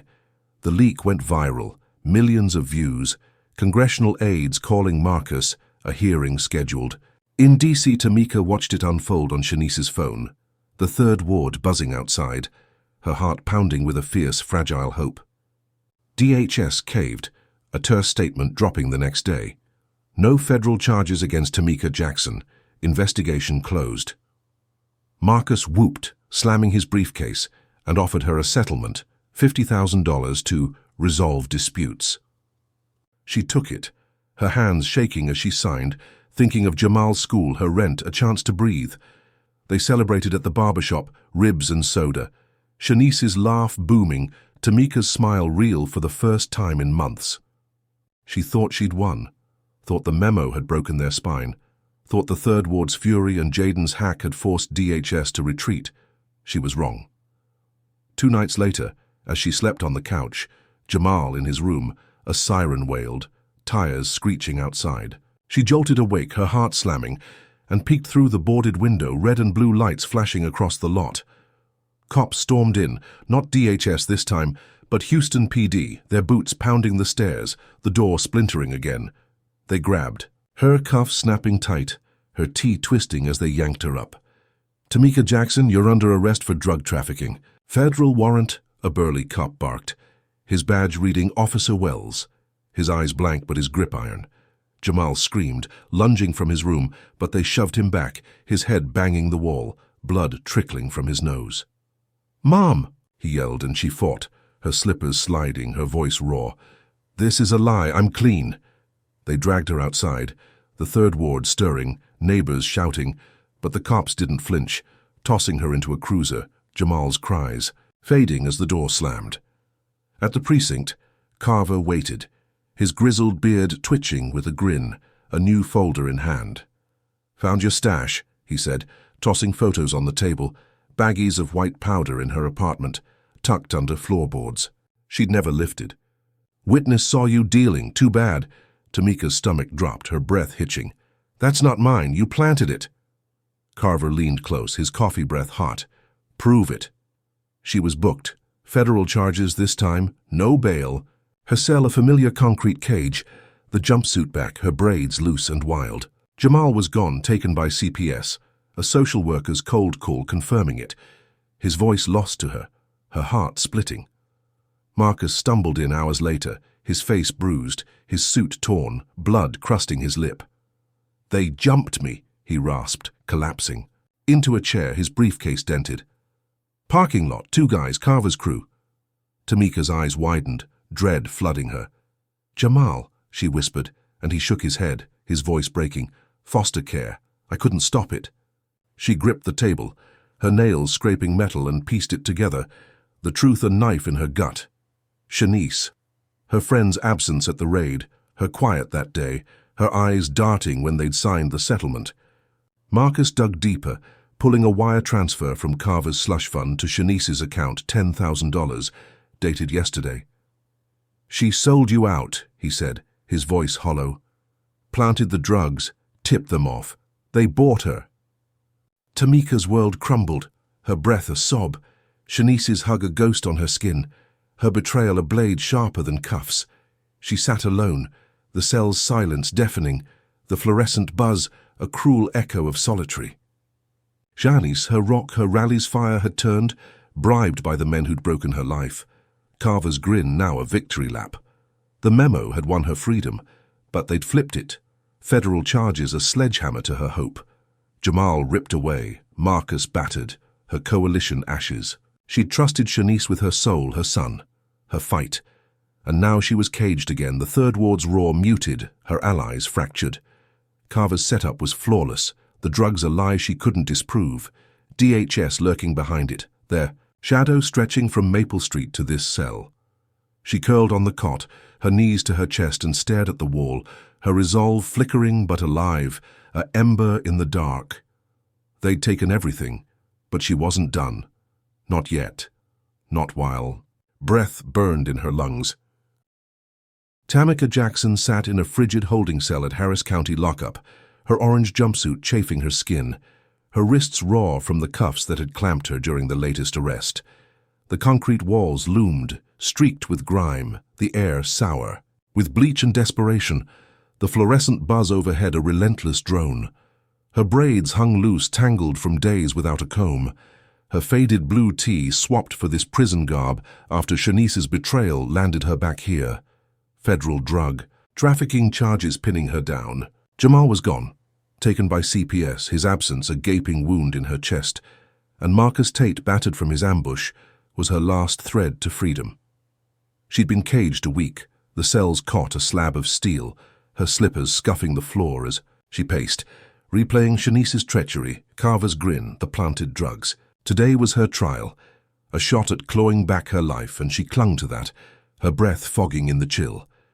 The guards hauled her out at 8, her ankles shackled, the chains rattling as they marched her to the Houston courthouse, a towering, granite beast with echoing halls.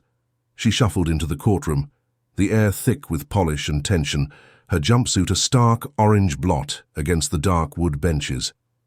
Marcus waited, his suit patched but pressed, his bruised face set with determination, his chipped tooth flashing as he gripped her shoulder.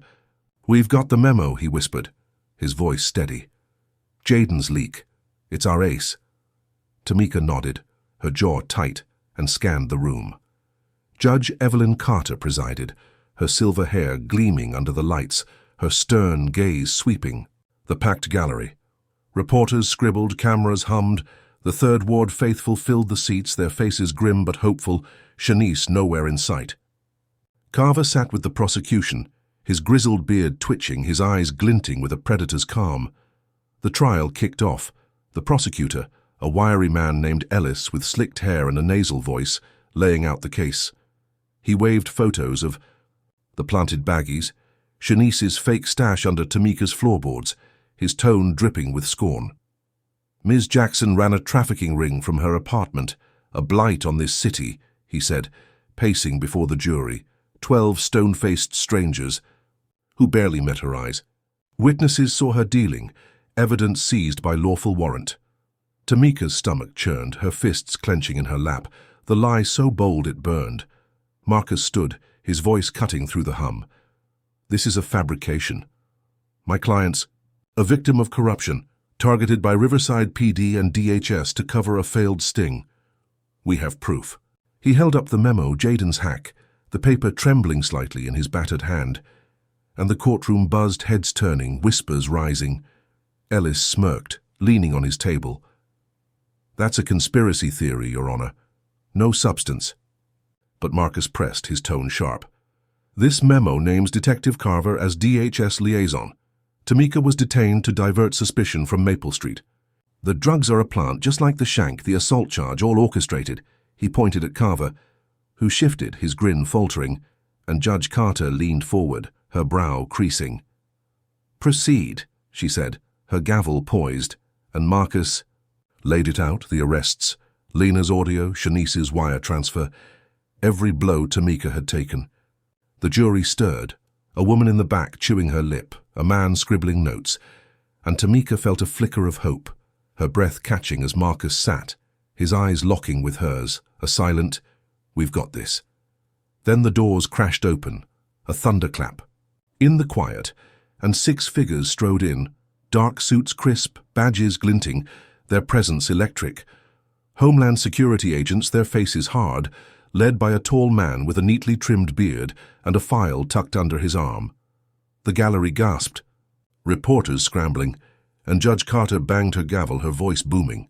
What is the meaning of this? Identify yourselves. The bearded agent stepped forward, his boots clicking on the tile, his voice firm.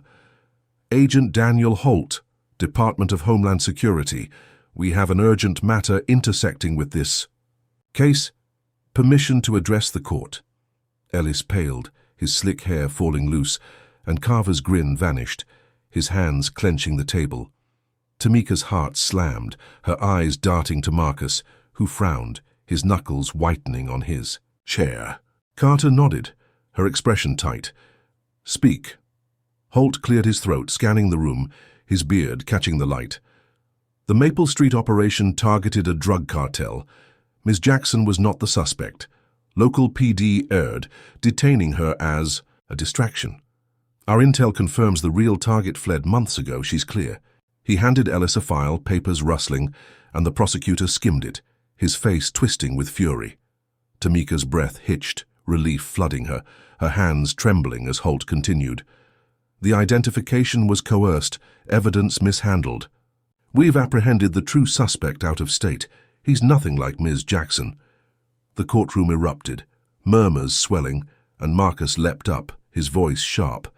Your Honor, this exonerates my client. Dismiss the charges. Ellis sputtered, slamming the file down. This is an ambush. We need verification. Holt cut him off, his tone icy. It's verified. DHS concludes Ms. Jackson's innocence. We'll testify to PD's errors and withheld documents. A Brady violation. Tamika's head spun, the legal term a lifeline, proof they'd hidden her exoneration.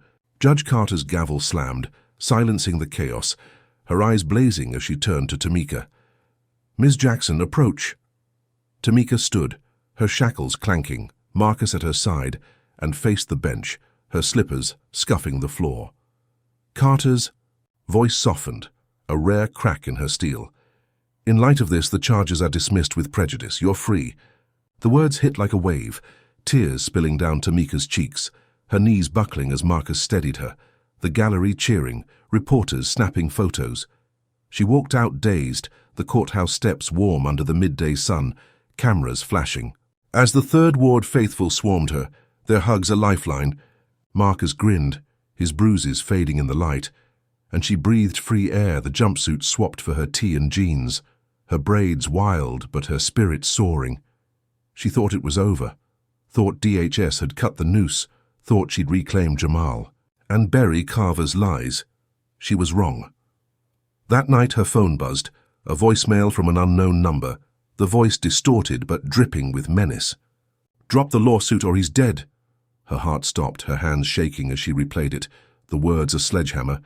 She called CPS, her voice frantic, and a worker answered, her tone clipped.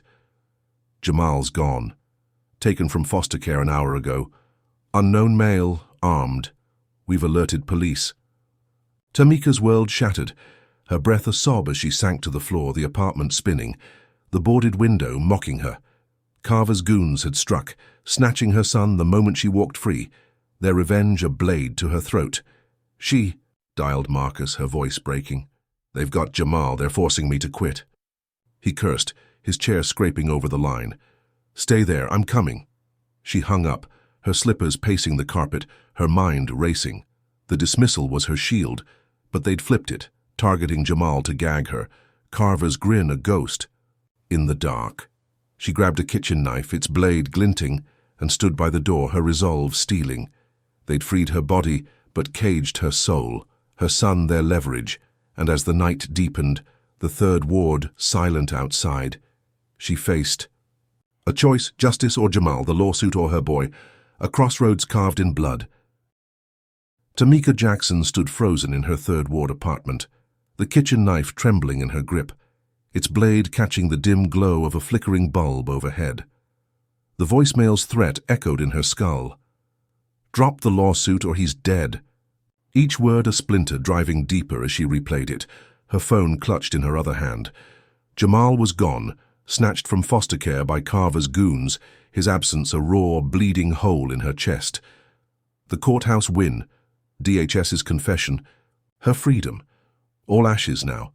The third ward silent outside her boarded window, the night thick with humidity and dread. Her faded blue tee clung to her sweat-soaked skin, her jeans streaked with dirt from the raid, her braids wild and tangled, her slippers scuffing the carpet as she paced. Marcus was on his way, but she couldn't wait, not with her son's life, dangling by a thread. She grabbed her dead phone's charger, a cracked jacket, and bolted out the door, the knife tucked in her waistband. Her breath hitching as she ran, the streets blurred past, Houston's sodium lights smearing into streaks, her slippers pounding asphalt as she dialed Jaden Pierce from a payphone 2 blocks down, coins clinking, her voice a rasp. "They took Jamal. Trace that voicemail. I need a location." Jaden, the blogger who'd cracked the DHS memo, cursed over the line, his keyboard clacking. "Give me 10 minutes, I'll hack the carrier. Stay safe." She hung up, her heart slamming, and crouched behind a dumpster, the alley reeking of garbage and oil, her eyes scanning for shadows. Carver's grin loomed in her mind, his grizzled beard, his folder of lies, now his hands on her boy. She'd beaten him in court, stripped his cover, but he'd flipped the board, playing dirty, lethal, her son the pawn. Jaden called back, his voice tight. "Warehouse off Old Spanish Trail, abandoned textile plant, number pinged there, go now." Tamika ran, her legs burning, the third ward fading into industrial sprawl, rusted silos and broken fences under a moonless sky. The warehouse loomed, a hulking shell of cracked brick and shattered windows, its lot overgrown with weeds, gravel, crunching under her feet as she crept closer. Floodlights buzzed, casting harsh pools of white, and she spotted a black van parked near a loading dock, its engine off, a silhouette moving inside. Her pulse roared, her hand tightening on the knife, and she circled wide, sticking to shadows, her slippers silent on the damp earth. The voicemail had been a demand, but she'd give them nothing, not her fight, not her silence. She'd get Jamal, expose Carver, end this. Jaden's hack had given her the edge, and she'd use it, unarmed but unstoppable, a mother's fury. Her weapon.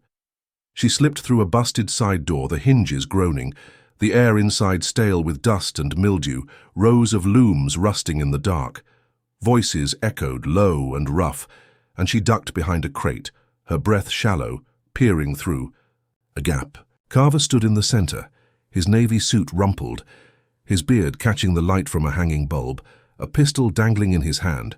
Two goons flanked him, burly men in hoodies, one with a scar slicing his brow, the other chewing a toothpick, both armed with handguns.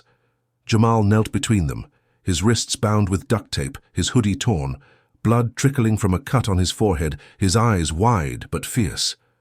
"Mom'll find me," he said, his voice cracking but defiant. And Carver laughed, a guttural snort ruffling Jamal's hair with mock affection. "She's done, kid. She quits or you're a memory." Tamika's chest burned, her grip on the knife whitening her knuckles, but she held still, waiting, her mind racing for a move. She pulled her dead phone, its cracked screen useless, and activated the voice recorder she'd charged, slipping it into her pocket, the red light blinking as it captured every word. She stepped out, her slippers scuffing the concrete, her voice steady despite the fear clawing her throat. "Let him. Go, Carver, you're finished." He spun, his pistol snapping up, his grin widening as he saw her, alone, no gun, just a knife she didn't draw. "Well, damn. You're dumber than I thought," he said, his voice oily, pacing closer, his goons raising their weapons. "Drop. The lawsuit or he's first, then you." Tamika stood tall, her braids swaying, her eyes locked on his. "You're on tape, asshole. Jaden's streaming this live. Smile for the world." She tapped her pocket, the recorder's light a faint glow, and Carver's grin faltered, his eyes darting, sweat beading on his brow. He lunged, grabbing her arm, his pistol jamming into her ribs, his breath hot with coffee and rage. "You think you're smart? I'll bury you both." Jamal surged, head-butting the scarred goon, who stumbled, cursing, and Tamika twisted, elbowing. Carver's jaw, the crack loud in the cavernous space. The toothpick goon fired, the shot wild, pinging off a loom, and she ducked, shoving Carver back, her knife flashing as she cut Jamal's tape.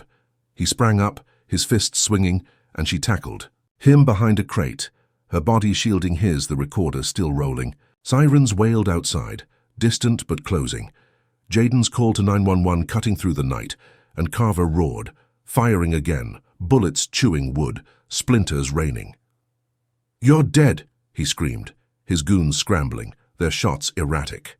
As cops breached the doors, flashlights slicing the dark, the warehouse erupted, officers shouting, "Drop your weapons!" Carver spun, his pistol blazing, but a cop's shotgun boomed, his shoulder exploding red, his gun clattering as he fell, howling. The goons dropped, hands up, their faces pale, and Tamika clutched Jamal, her arms tight, his blood smearing her.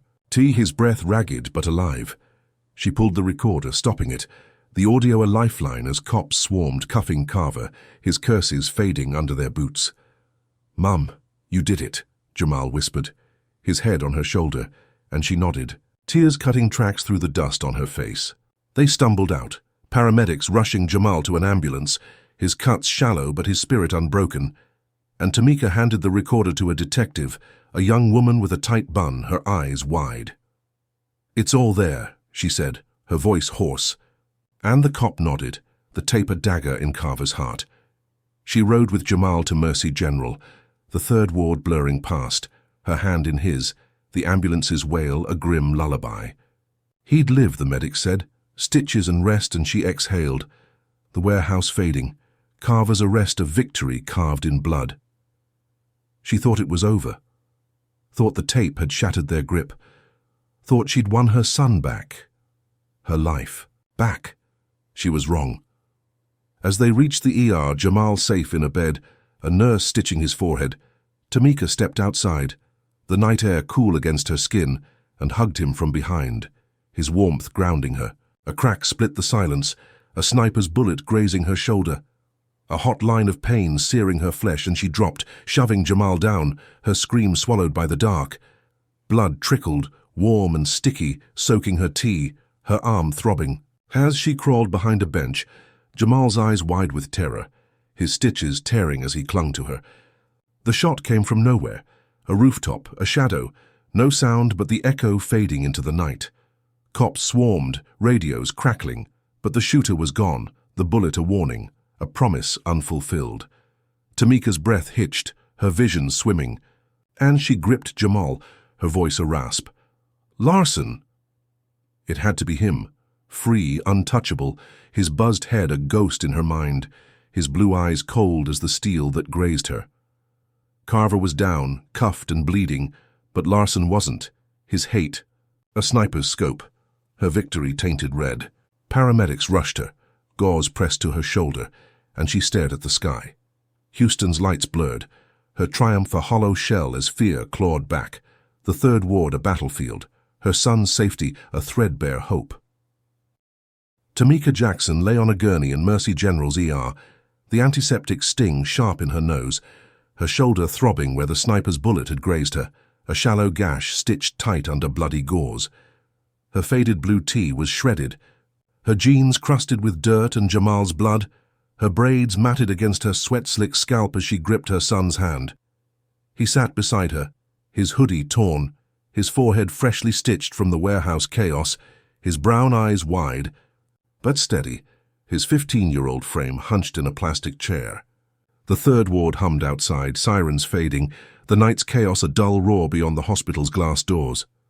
Her arm ached, a dull pulse under the painkillers, but her mind raced, Larson's shadow looming, his bullet a whisper of the hate that wouldn't die. Carver was cuffed, his arrest taped and viral, but this shot screamed unfinished business, a vendetta carved in lead. Marcus Tate burst in, his battered briefcase swinging, his bruised face creased with worry, his chipped tooth flashing as he dropped beside her. "You're alive," he said, his voice rough, his tie a wrinkled knot. "Jamal's safe. Carver's done." Tamika nodded, her throat tight, and squeezed Jamal's fingers. The recorder's audio her lifeline, Jaden's livestream, a sledgehammer that had shattered Carver's grip. "Larson's still out there," she rasped, her shoulder twinging as she shifted. That bullet was his. Marcus's jaw tightened, his eyes dark. "We'll get him. Lawsuits next. City's bleeding cash already." She exhaled, resolve stealing her bones, and pictured the third ward's roar, her fight, reborn in blood and stitches. She'd sue, bury them all, and she'd start now, her son's safety the fuel, her pain the fire. Weeks crawled by, her shoulder healing slow, a scar blooming pink against her skin, her apartment patched but scarred, the boarded window a grim trophy. Marcus filed the suit, a civil rights claim against Houston PD, Carver, Larson done, the city itself, millions on the line for unlawful arrest, malicious prosecution, assault. The recorder's tape was gold, Carver's confession, she'll rot now. A noose around his neck, his trial fast-tracked, guilty pleas piling up. Larson vanished, a ghost in the wind, but Dunn cracked, testifying against Carver for a plea, his ruddy face pale in court, his meaty hands trembling. Tamika sat in the gallery, her arm in a sling, Jamal beside her, his stitches gone, his hoodie swapped for a button-up she'd ironed herself. The city settled. $3 million. A fortune dumped in her lap, her breath catching as Marcus read the check, his grin wide. "I broke them," he said, and she nodded, tears pricking, the third ward cheering outside, a victory carved from her scars. She didn't stop. With the cash, she launched Unbroken Voices, a reform group rooted in the third ward, its office a storefront beside Shanice's old barbershop, now shuttered, her betrayal a bitter echo. Tamika hired staff, ex-inmates with fire in their eyes, lawyers like Marcus with chipped teeth and grit, and turned the space into a war room, walls plastered with case files, phones ringing with pleas from the falsely accused. She stood at a podium on opening day, her sling gone, her voice steady, Jamal filming on his phone, his smile proud. "We're here for the silenced," she said, the crowd of 100 nodding, their claps a drumbeat. "No more Carvers, no more Larsons, we fight back." Houston listened, the third ward her fortress, her scars armor, her son her anchor. She paid off her rent, bought Jamal new sneakers, and slept, the first real rest in months, her dreams jagged but fading, peace a fragile thread. She thought it was over, thought the lawsuit had sealed her win, thought Unbroken Voices was her legacy, a shield for the next Tamika. She was wrong. Late one night, 3 months after the settlement, her phone buzzed, Jaden Pierce's number flashing, his voice a hiss when she answered. "Tamika, get out now. I've got something. Meet me at the park fountain midnight." Her heart slammed, her slippers hitting the floor as she grabbed her jacket. Jamal stirring but asleep, his room a soft glow down the hall. She left a note, "Back soon," and slipped out. The third ward quiet, the air cool against her skin. Riverside Park was a mile off, its oaks rustling, the fountain a broken relic under a single streetlight. And Jaden waited, his hoodie up, his laptop glowing, his eyes darting like a hunted man. He shoved a USB drive into her hand, his breath ragged. "DHS files, deep server dive. They framed you on purpose, Tamika. Not a mistake, a program. Targeting black activists, third ward voices, to test compliance. Maple Street was a front." Tamika's stomach dropped, her fingers closing around the drive, the night spinning. "What?" she whispered, her voice a croak, and Jaden tapped his screen, emails scrolling, memos stamped classified. Names redacted but hers clear. Tamika Jackson, Subject 47, disrupt and detain. Her arrests, the drugs, the shank, Lena's death, Jamal's beating, all orchestrated, a federal experiment. Her life a lab rat's maze. "The settlement was hush money," he said, his voice trembling. "They knew you'd win, let you, to keep it quiet. Carver was their pawn, Larson their loose cannon." Her head reeled, rage and dread colliding, her breath fogging in the cool air. She'd fought, bled, won, built unbroken voices on their ashes, but it was a lie, a stage play, DHS pulling strings from a shadow she couldn't touch. "Why? Me?" she asked, her voice breaking, and Jaden shook his head, his hoodie slipping. "You're loud, third ward born, unbreakable. Perfect test case. There's more, dozens like you, coast to coast." She gripped the drive, its edges biting her palm, and pictured Carver's grin. Larson's shot, Shanice's turn, all puppets in a machine that dwarfed them. Jaden zipped his bag, his voice urgent. "They'll come for you. Run." She nodded, her slippers scuffing gravel, and turned, the fountain's drip a grim pulse as she sprinted home, her mind racing, the third ward a trap closing around her. She burst in, Jamal awake, his eyes wide as she grabbed him, her voice sharp. "Pack a bag now." He moved, his sneakers squeaking, stuffing clothes into a backpack, her note crumpled on the table. She shoved the USB into her pocket, her jacket zipping over her tee, her breath hitching as boots thumped outside, a dozen agents in black tactical gear storming the stairs, their rifles raised. The door splintered, wood flying, and she pushed Jamal behind her, her kitchen knife flashing as she faced them, her shoulder scar pulsing. "Tamika Jackson, stand down," a masked voice barked, the leader from the raid, his shaved head gleaming, his goggles glinting. "You've got classified material, surrender it." She laughed, bitter and wild, her slippers sliding. "You framed me, you bastards. I'm exposing it all." They lunged, her knife slashing air, Jamal ducking as she fought, her elbow cracking a jaw, her knee slamming a groin. But they swarmed, pinning her arms, her blade clattering. Jamal kicked, his backpack swinging, but they grabbed him, zip ties snapping, his scream cut short as they dragged him out. Tamika roared, her voice raw, twisting free, lunging for the leader, her nails raking his neck, blood welling before they slammed her down, her cheek grinding concrete, cuffs biting her wrists.